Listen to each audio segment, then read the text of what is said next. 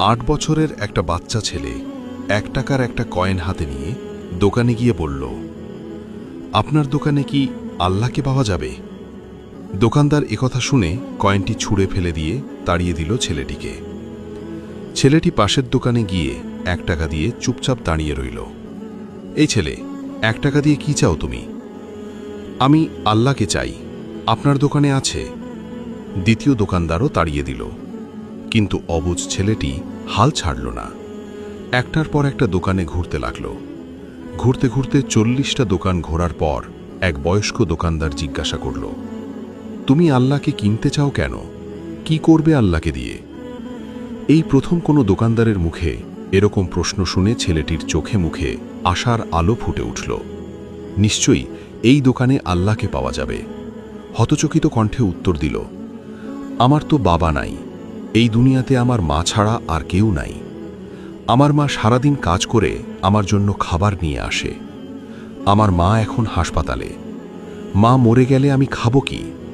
Doctor বলেছে একমাত্র আল্লাহই পারে আমার মাকে বাঁচাতে। আপনার দোকানে কি আল্লাহকে পাওয়া যাবে? হ্যাঁ, পাওয়া যাবে। কত টাকা আছে তোমার কাছে? মাত্র ১ টাকা। সমস্যা নেই, ১ টাকাতেই আল্লাহকে পাওয়া যাবে। দোকানদার বাচ্চাটির কাছ থেকে ১ টাকা নিয়ে খুঁজে দেখল ১ টাকায় ১ গ্লাস পানি ছাড়া বিক্রি করার মতো কিছুই নেই। তাই ছেলেটিকে ফিল্টার থেকে ১ গ্লাস পানি ধরিয়ে দিয়ে বলল, এই পানিটা খাওয়ালেই তোমার মা সুস্থ হয়ে যাবে। পরের দিন একদল মেডিকেল স্পেশালিস্ট ঢুকল সেই হাসপাতালে। ছেলেটির মায়ের অপারেশন হল।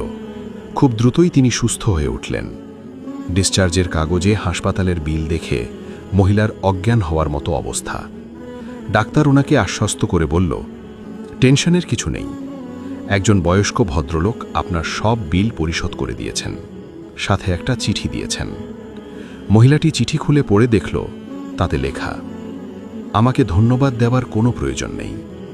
আপনাকে তো বাঁচিয়েছেন স্বয়ং আল্লাহ, আমি তো শুধু উসিলা মাত্র। বরং ধন্যবাদ দিলে দিন আপনার অবুঝ বাচ্চাটিকে, যে ১ টাকা হাতে নিয়ে অবুঝের মতো আল্লাহকে খুঁজে বেরিয়েছে।